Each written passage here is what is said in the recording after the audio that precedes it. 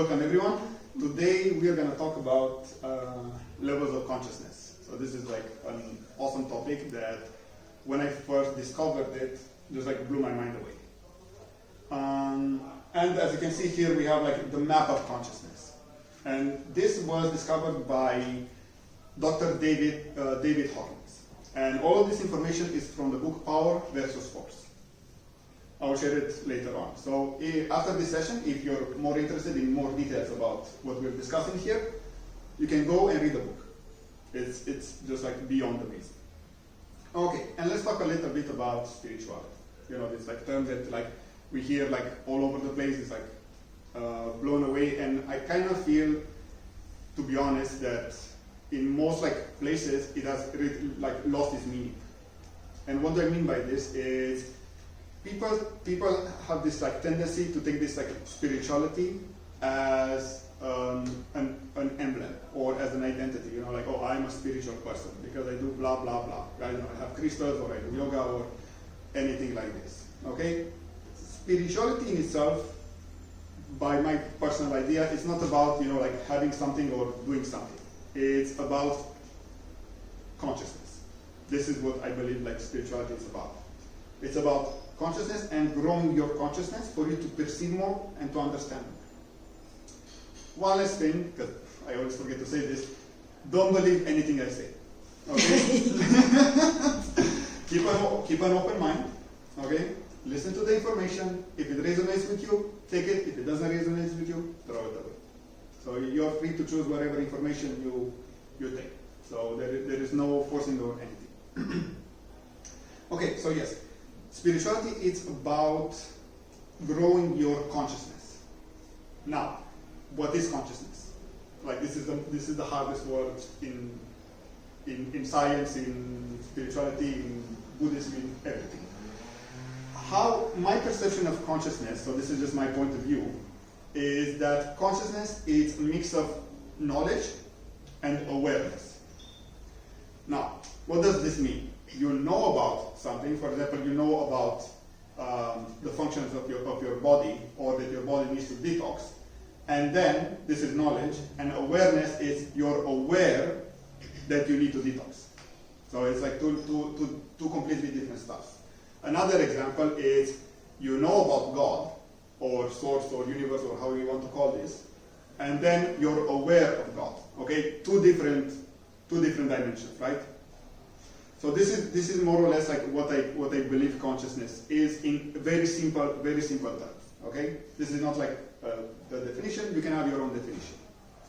Okay, so let's talk a little bit about this map of consciousness. So if our desire is to grow, wouldn't it be awesome to have a roadmap, right? To have a what? A roadmap or a map. A map. Yes, to know exactly is like, okay, where I'm going, like, am I growing in consciousness? Am I doing the right things? And, you know, just have like a general overview of what is happening. So, you know, you don't do stuff, let's say, randomly or without any, like, you don't know what's happening. Okay, so in a way, this like map will kind of help you to see like, okay, like, I'm kind of here and I can like go in this direction. Of course, this is something that is personal, and this is everybody will know what is best for them. Okay? If you have any questions, let me know.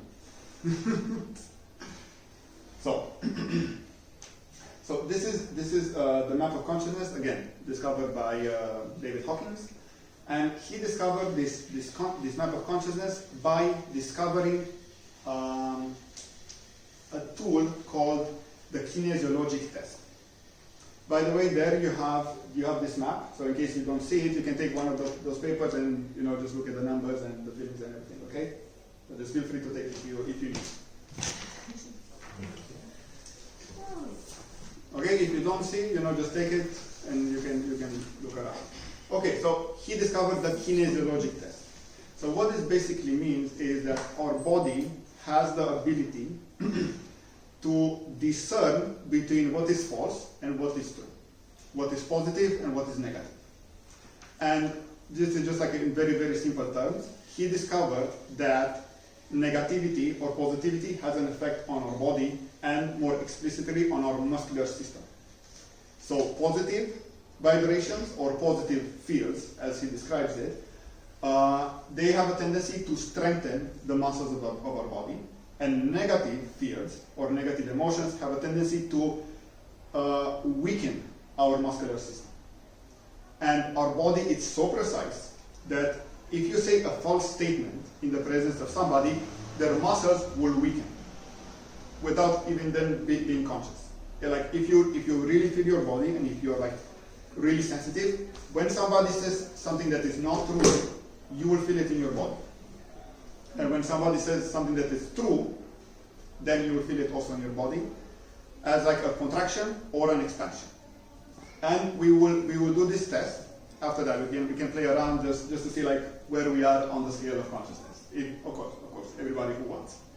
And we need 2 persons for that. I'm going to explain more about this test after I explain a bit this like what's going on here. Okay. So yes, and using this test, he discovered this map of consciousness or of emotions, because every emotion has a certain level of energy, right? And the more energy you have, the more consciousness you have. Does this make sense? More consciousness, more energy, right? And he measured each emotion on what level it is, and then based on his findings, he created a map. So this map is the map for this reality. Okay, because if you go over 1000, because this map is from 20 to 1000. If you go over 1000, you're no longer in this dimension. You go into the upper dimensions, and you literally become invisible to the other people. Okay, but this is like a bit science fiction, so we're not going to go.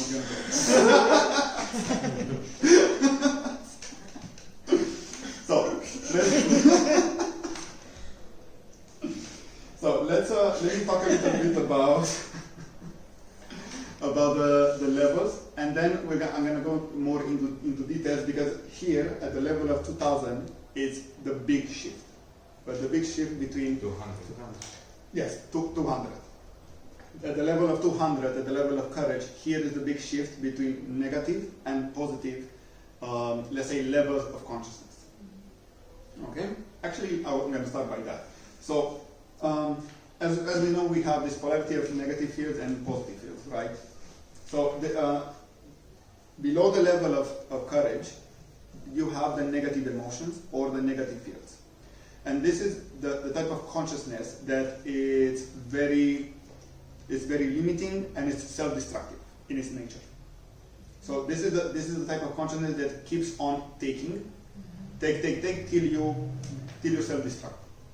And from the courage up, it starts to have the consciousness which is proactive, which is growing, which is expanding. Okay, and from 200 up, it keeps on getting more and more energy, more and more consciousness, and more awareness. Okay, so let's talk about the first level. So the first and the lowest level of consciousness is shame. So we all experience this emotion. Another thing I want to add is just because you experience shame one time in your life, that doesn't mean you're at that level. Okay, this is important. So how do I know which level I am? It's what is your dominant emotion? The type of emotion that you feel on a general basis. You know, like most of the time, it's like if you feel most of the time at shame, then you're at shame. You know, not just because you feel like once or twice. Mm-hmm. So this is important. And also that your level of consciousness is based on what your level is on different domains of your life. Right? Because you can be, for example, shame in a relationship, and then you can be like love in, I don't know, finances or business. You know, so it's like it's different levels of consciousness in different domains of your life. And based on these different domains, then you have the general level of consciousness that you reside on. Does it make sense? Mm-hmm. Okay then. So let's talk about a little bit about shame. So at this level, the person is predominantly feeling shame, which is an emotion of I don't deserve to exist. So it's an emotion where that person is it's on borderline suicidal, and it's also called passive suicide, because this is the feeling like you don't deserve to exist. That's the feeling of predominantly of shame, and it's usually this type of people, because this is another thing. When you have a great trauma around shame, you have a tendency to be very, very skinny, because it's your body's reaction that you don't want to occupy space because you're not deserving. And then it's like you get on this level. Look at this red thing. So? Can you give me this red notebook? Sorry. No worries.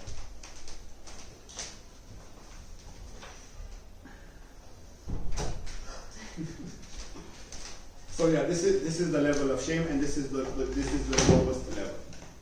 Then we go up, we go to guilt.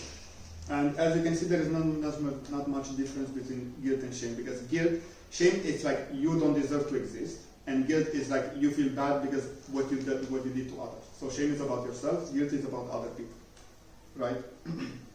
And guilty is also it's very also close to suicidal, because you have very, very low energy. Okay, so your body is almost like deprived of vital energy, of life force, because of this level.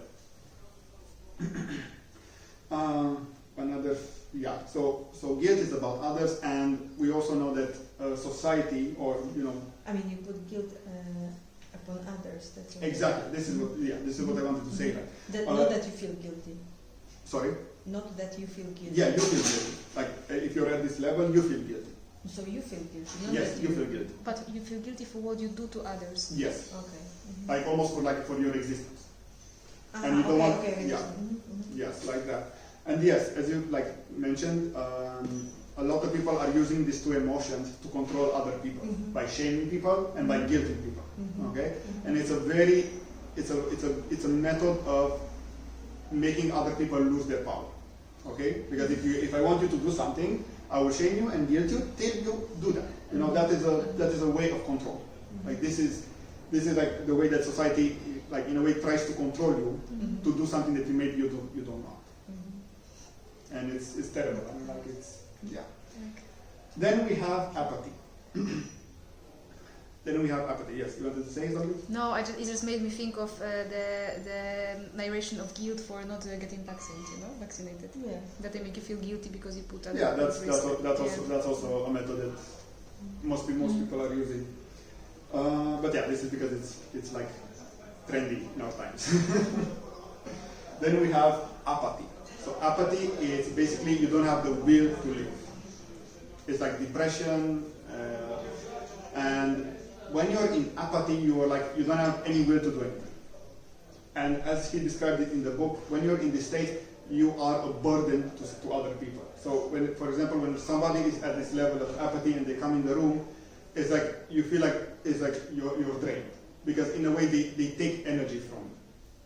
Mm-hmm. You get. I'm just explaining the general level, so you have like an idea. Okay. Mm-hmm. Okay. Apathy meaning you don't care what happens if you Yeah. live, Exactly.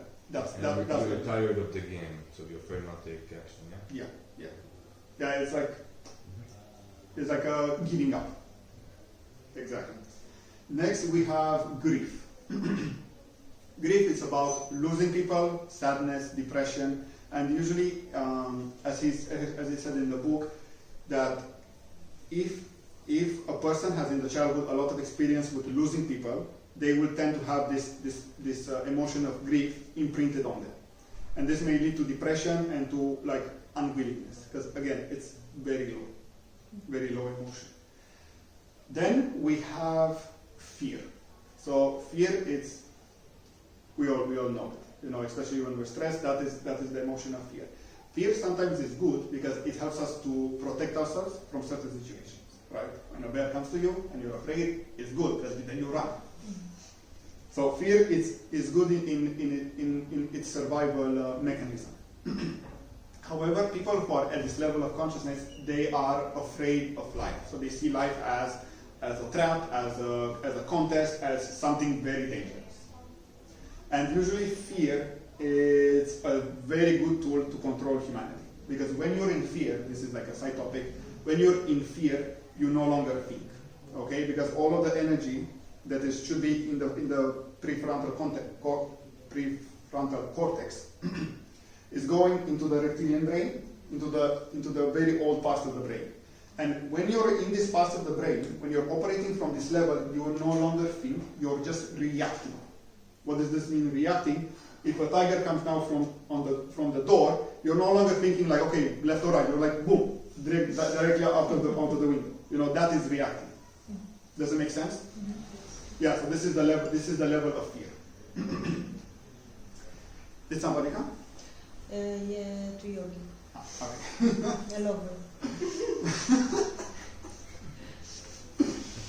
Then we go a little bit higher, and then we go into desire.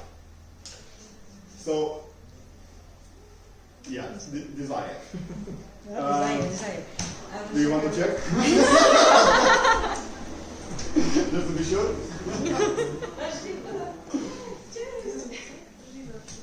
Okay, so now we like do a small commercial break. Hey, come. Hey. Come. Come. Here. Hey.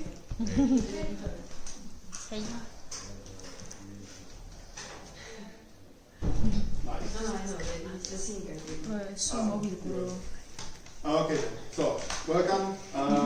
We're a bit ahead of the like discussion, but it's all recorded. So like, if you want to see the first part, you can see it on there. Basically, what we're doing is we're discussing on the levels of consciousness. You know, like the destructive ones, and then the progressive one or the expensive ones. And we were at the level of desire. We have there also a paper if you want to like get more details and look at it. Okay, so this is the level of desire where you start wanting stuff, when you start going for stuff. But the thing is, okay, one thing is desire is not bad. Okay, I don't want you to think that desire is in any way shaped bad, because I know that I speak a lot that you don't need to have a desire, or when you don't have a desire, then you get what you want. Yes, that's another topic that we should discuss. But to have a desire is good because a desire is in a way pulling you to grow higher. Okay? For example, you're having a desire to have love, joy, and peace. That's a good desire because it pulls you up in consciousness, right? Or it motivates you to try to go up. Because what is happening at this level of desire, is that level of compulsive desire where nothing can satisfy you. Like you go into addictions, you go into drugs, and you go into this type of addiction where you have a multi-millionaire, they have like 100 millions, and they're still not satisfied. You know, they want more and more because, again, this desire, it's an empty part of you that cannot be filled with material stuff. It's basically, like to put it in simple terms, it's a fragment of your soul that has fragmented and is gone away. So if you want to feel fulfilled, you need to bring it back. So nothing from this physical world will ever fill in that world. Because this like desire, this emptiness is not from a physical perspective. It's from a spiritual one. Make sense? Mm-hmm. Desire, anger. So, and this is pretty easy. If you're at this level, you're mostly angry, you're mostly violent, you mostly have like road rage. If somebody cuts in the traffic, you're like, kurva, blah, blah, blah, and all of this, right? So, and usually if you're in a very low state of being, generally, if you're like, I don't know, apathy, anger, grief, and stuff like this, it's good for you to get angry because you have more energy. You know, like, it's a big difference between, like, for example, shame, guilt, and apathy to anger. A lot. When it comes to energy, you have much more energy. Then you can do stuff, then from anger you can try to go up. Then you have pride. So pride is like after anger, you manage to accomplish something, you manage to secure in a way your position in life, and from the level of pride, it's more about like holding on to your vision that you created for other people. like your construct, your ego, your identity. And on this level, even like, for example, commandants, they can wait, what was it? No, they can be leaders, for example, for the Marine Force, and they can be at the level of pride. Okay, so that doesn't mean you cannot do good stuff even if you're like at the lower levels. But again, it's still a destructive level because it's still negatively charged. So it's still in a destructive way this type of pride. And this type of pride is very like, how to say it, very vulnerable, and you're always trying to protect it. For example, like somebody has an identity of, I don't know. Okay, let me take myself. Let's say that I have an identity of like a spiritual guru, and if it comes from pride, then I'll try to defend it. So like, yeah, and this is what is pride is at this level. It's just like it's like a character that you created in a game. So it's like that, and you're really trying to protect it. Okay, then after pride we have courage. So this is the first level where the energy goes positive, where you are in a positive, let's say, cycle, and then you start to expand and get more energy. Courage, it's simple. You have more courage to do stuff, right? The vision of the world at courage is it's like an adventure. It's exciting. You want to go out and explore and do stuff. Then you have neutrality. So neutrality is basically you're neutral. You're no longer like polarized, like between good and bad, like, okay, this is good, this is bad, this politician is good, this politician is bad, you're neutral. Okay, you're like, doesn't matter. This feeling of neutrality. You're not like naive neutral, you're like smart, you're like, you know both sides, but you don't really care. Because you understand that it's just like, like black and white is just the same, right? You understand this level. So this is neutrality, where you're neutral. And this is also like a good place, for example, where you can do shadow work and really like deal with your emotions, because you need to be in a neutral space to deal with the negative emotions. Especially this one. If you want to clear these emotions, if you get here, it's very easy, because then you're no longer like scared of like, anger, fear, shame, all of that. You're like, okay, it's just an emotion, and you're like, let it go. Make sense? Mm-hmm. Then we have willingness. Willingness is simply you are open to do stuff. For example, like if somebody, you're willing to work any type of job, or willing to do certain actions, or willing to help people, and at this level, people are genuinely friendly to other people. Like it's like if they want help, they will really help, like without any like strings attached. Because at the lower levels, they may be friendly, but with a desire in mind, or with something behind, right? With an ulterior motive. Does it make sense? Mm-hmm. Yeah. So when you get to the level of willingness, you're like very helpful and very like willing to engage with life. Then we get to the level of acceptance. So acceptance is you're no longer trying to impose your agenda on the flow of life. Exactly like in a river, at the level of acceptance, you're no longer trying to swim against the current. You're just like letting yourself go with the current. But it's not acceptance, it's not a naive type of acceptance where you're like giving up or stuff like that. No, you're understanding and you're like just going with the natural flow of life. You accept that this is how things end up. And then you just like, you change the course. Make sense? You give up on fighting. Yeah, that's a good analogy. Yes, you give up on fighting, which is usually based in this one of the lower emotions, right? It's like trying to control stuff. Exactly, you let go of control. It's easier. Yeah, so like that. Then we go into reason. Reason, logic. This is a place where you start using a lot your mind. You can process a lot of information, a lot of data, and here at this level, it's most of the like scientific people. For example, Einstein was at this level of 400.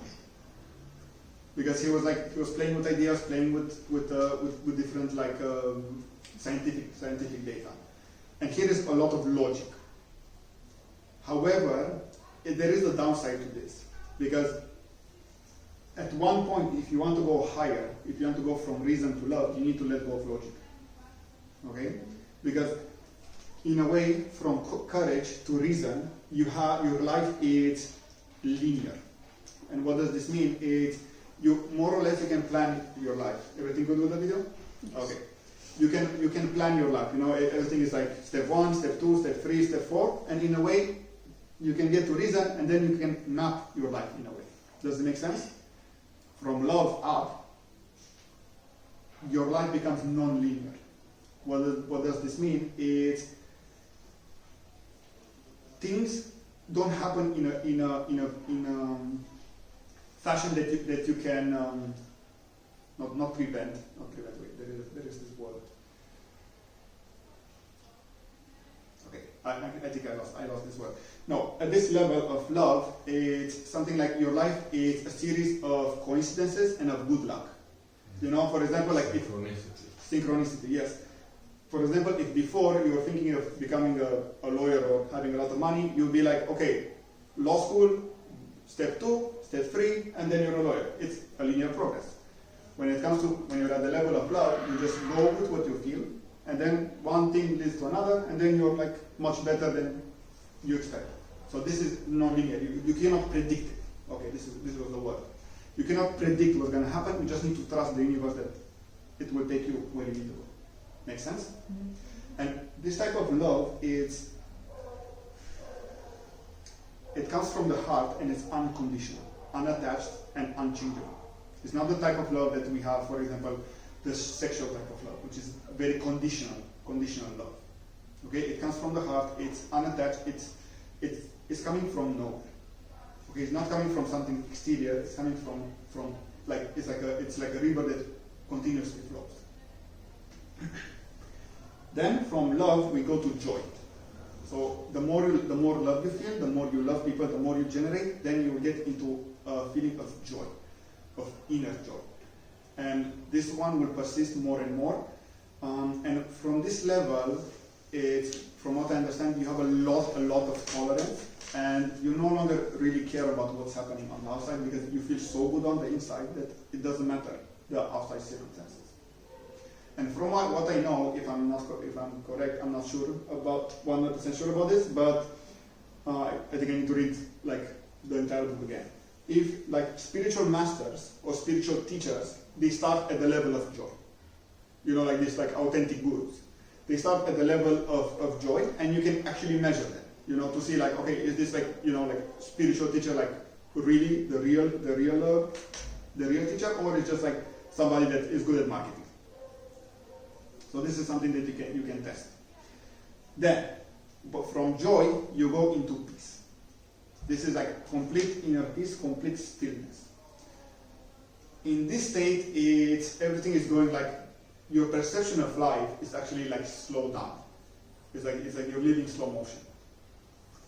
And it's a feeling that it's very hard to describe. It's like complete bliss. From there on, you have enlightenment. Enlightenment basically meaning you become one with God. You recognize your divinity. And it starts from 700 and then it goes to infinity. In our dimension, it goes from 700 to 1000. After 1000, it's you change dimensions. Okay. You refer to the fifth, I guess. Yeah. Yes. You're actually when you're here, you're already in the fifth dimension, but the thing is, in the fifth dimension, you become invisible to the people here. So that's why some people you don't notice them, you get stuck into them. Exactly. Yeah. Yes. Okay. And this, you don't notice them because this is the law of attraction. You know the law of attraction, or the law of resonance. What vibrates at the same rhythm will attract the same vibration. And because this is such a high vibration, it actually is the opposite effect, is the law of non-attraction. Because it's so much different from here that basically they become psychologically invisible. They're still here, but you cannot see them. It's like they can walk behind you and you're like, You didn't even like see that. I know it's a bit difficult to even comprehend this, but like, just take your time and you will see later on. But is it related? Some people feel like they're not noticed. Yeah. But Yes, does but- not mean that they are on this frequencies. No, They because are you lower can emotions. you can be here and not be noticed. Yeah. So it's a different level. Can be on lower vibration and not be noticed. Why? Because You cannot be noticed because your field is very small. Your energetic field. like very dense, you mean? Sorry? Very dense. No, very small. Because, for example, when you're in apathy or grief, your energy is very small. Have you I ever? mean like an electromagnetic field. Yeah, that we're outline, having outline. around. Oh, Yeah. mhm. Have you ever had this sensation where somebody comes in the room and you're like don't even see them, and then somebody comes in the room and then you're like, wait, you almost feel like they are coming in the room. Have you ever had this experience? I wonder why. Okay, it's about their field. If their field is really expansive, you can almost feel like they're like encompassing the room. And then if somebody is like in this lower fields like shame and blah blah blah, your field is like this, like I don't want to see and stuff like that. So you can also feel this and perceive this on a almost subconscious level. The more you train and the more like you meditate and you become more sensitive, you can feel this with every person. Make sense? Awesome.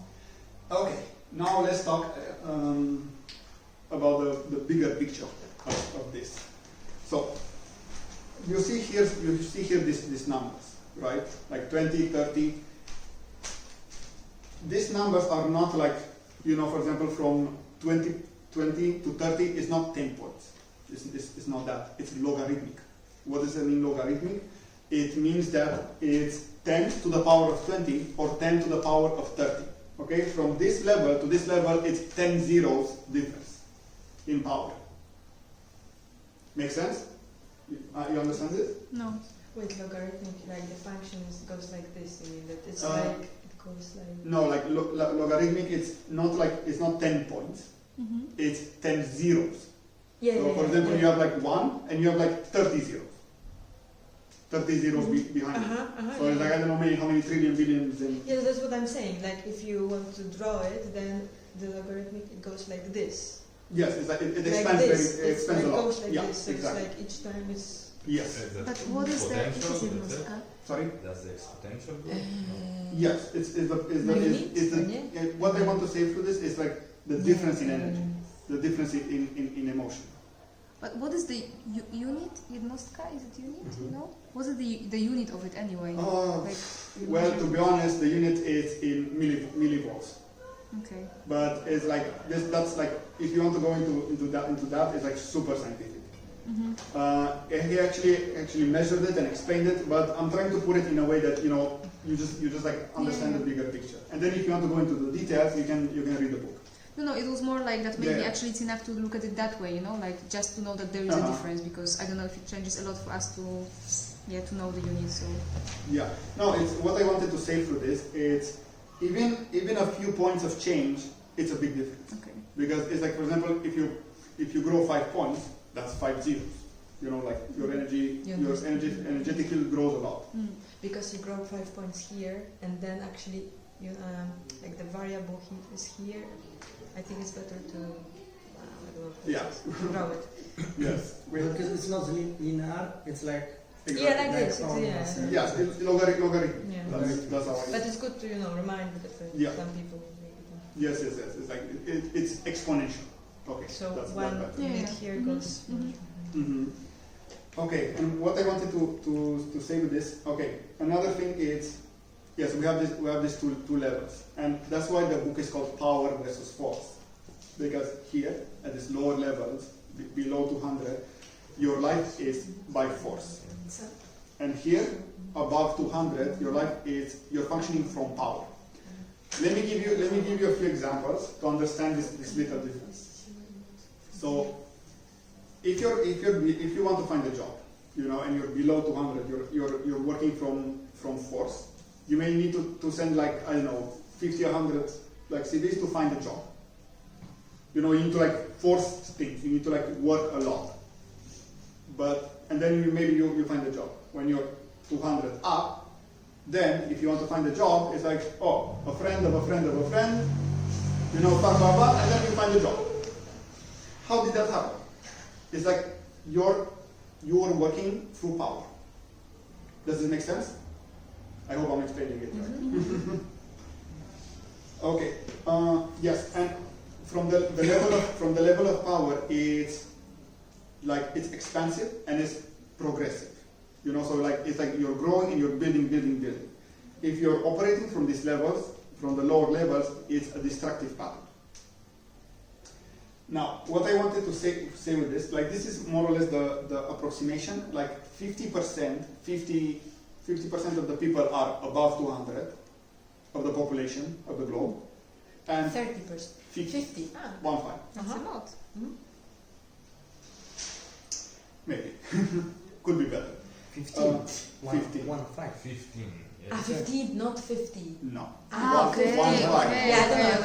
Okay. Yeah. 15 above what? About 200. Above 200 Ah, okay, in 15. the positive, Ah, okay, in fine. the No, power so that's cycle, not that one. and 85% of the people Mm-hmm. below. Mhm. These are the data from the book when it was written. Mhm. I remeasured it like not too long ago But how did he measure this? with this But the whole kinesiological test. population? With the kinesiologic test. Yes, with Yeah, the true or false Yeah, like test. statistics. That's how you do it in any. I No, don't know. he measured it with the true or false statements. You know that we did one. Yeah, I know. Yeah, but on Yes. what was it a big group of people that were being measured? No, he He has one asked sentence. he asked the universe. Because so let me re-explain like what his method is. Yeah, So- yeah. Right. Why didn't I Yeah. think about it? Of course. No, so basically, yeah. So basically, our bodies are connected to the universal mind, okay, and our bodies can detect truth or lies. When you ask a question, He was asking himself a question Yes. about. Okay. yeah, but you can ask this question also somebody else that doesn't know the answer, and their Yeah, body yeah. will react with yes or no. Yeah. So he asked the question like, okay, 10% of the people are above 200, and he gets a no. Then he asked 11%, Okay. then he gets a no. Okay. You know, and like till he got a yes. Mhm. I tested also this one. I did the calibration for present times, because like the book was written like, I don't know, 10, 20 years ago. Do you remember when the book was written? 15 maybe. Yeah, so Yes, sir, so yes. some time ago. And what I got is that around 20% of the population now, it's above 200. So Okay. that's huge. Uh-huh. And I'll explain why, like with these numbers. And in 3 years there will be 50. Sorry? In 3 years, there will be 50%. Maybe. I just We will asked see. the guy. No, I'm joking. And I completely believe this. So yes, it's this. It's like where was I? Okay, I lost it. You measure 20%. Yes, like Of the now it's population. now in this time it's 20% above 20 and 80% below. Okay, another thing with these levels of consciousness is people in the room. is that your consciousness may be at a higher level. Focus.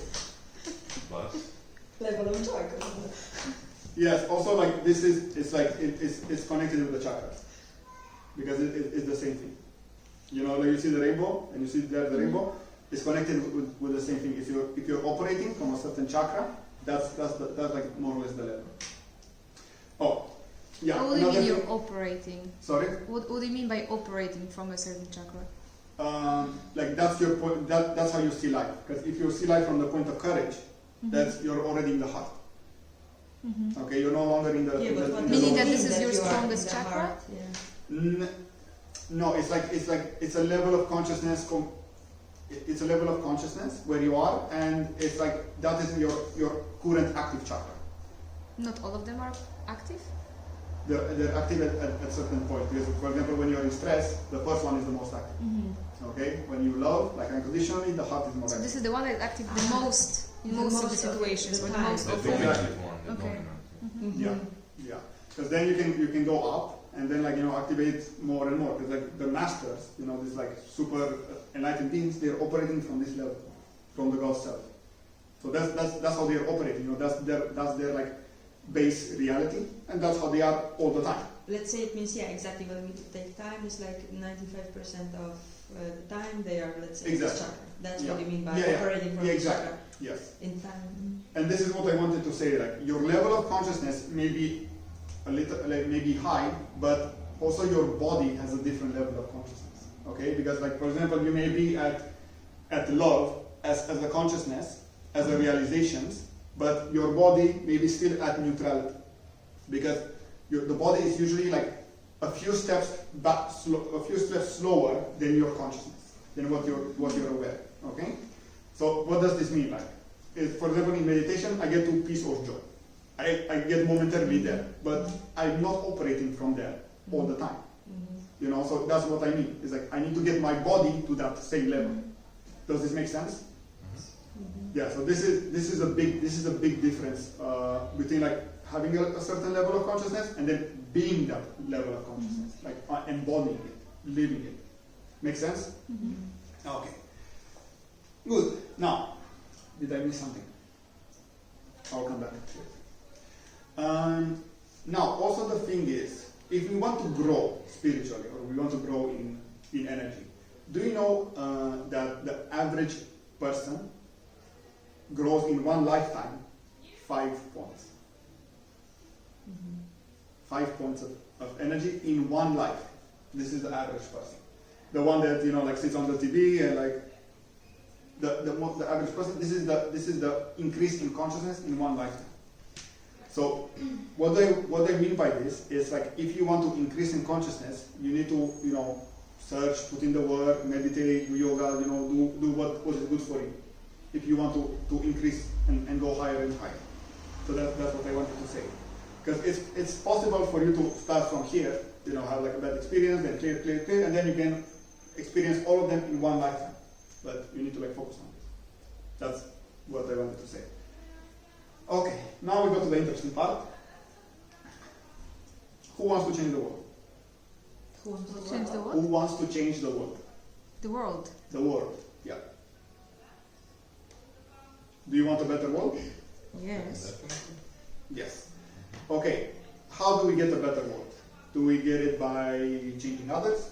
Ourselves. Changing ourselves. Exactly, we do by changing ourselves. But does it have any impact that we change ourselves? The ripple effect, like a stone in the water. Yes, exactly. Yes, we have the ripple effect, and in this book it says how we influence others and how we actually influence the entire planet depending on our level of consciousness. Now, let me explain.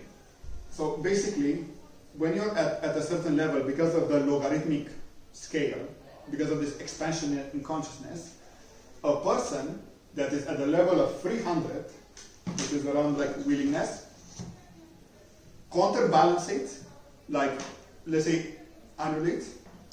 Do you understand this counterbalances? For example, you have like a lot of negativity and you're positive. So a person that is at the level of 300 counterbalances 90,000 people that are below 200. 90,000. 90,000 people when it comes to energy. Does it make sense? Then, if you're at the level of 400, you counterbalance it 400,000 people. Where it's like 400 and 000. Then, if you grow to the level of love, it counterbalances 750,000 people. So almost 1 million people. If you're operating from that level of love. Then, if we go even higher, at the level of 600, which is peace, you counterbalance 10 million people that are below, that are in these levels of consciousness. When you're at the level of 700, which is enlightenment, like just the beginning stage of enlightenment, you counterbalance it 70 million people that are below this level. And what does this mean? Our entire planet has a certain level of consciousness, right? It's like if you mix everything, all the levels of consciousness, it creates like a general level for the planet. If the general level of the planet is below 200, then humanity will self-destruct itself, will just kill itself. you know, because that's the level of consciousness. Like word, bomb, blah blah blah, and like boom, and we're gone. But since there are many people that have worked on themselves, many masters, many, you know, like saints and blah blah blah, their level of consciousness uplifts the entire humanity to a level where they can survive, where they can become like courageous and they start to like progress. Does it make sense? Oh, and one more thing, at the level of 1000, it counterbalances the entire humanity. 1000 was achieved by Jesus, Buddha, and Krishna. And this is like the highest level. This is like the master. Make sense? In a way. Yeah. So, if you want to change the world, you need to focus on yourself. And if you want to have a better world, you need to like focus on increasing your consciousness. Because yes. So I have a question about, for example, Jesus counterbalancing the whole planet. Does it mean that then the whole planet is at what level? It's above 200. Because then it would mean that the world in the times of Jesus was all love and peace, no? And it wasn't. No, it's not about love and peace. It's about the general planet. Because again, you can have small pockets of different consciousness. Okay, you can have, like, for example, a country that is at a level of that is very low, that is self-destructing. Then you have countries that are very high and they're progressing. You know, so it's like generally we're doing good as a humanity, but then you have like small pockets of consciousness. You know, like some groups, people, countries are very low, others are very high. Does this make sense? Can you get the picture of it? Yes. So this is what it is. Like, if you want to help the planet, help yourself, get a better life, and, you know, like, not better life, like, you know, of course, if you want, you know, like, this is like to grow in consciousness, and by you growing in consciousness, you affect the other people by your energy field and by this effect, like this Ripple effect. this ripple effect. Yes. Okay? And your energy will help the collective, like humanity, grow up a notch. So it's like, you know, whatever you do in your life, it's important. Not only for you, but also for the rest of the planet. So this is like an encouragement. Meaning same can happen theoretically. We are humans, but this balance can happen in the galaxy, you know, with other possible.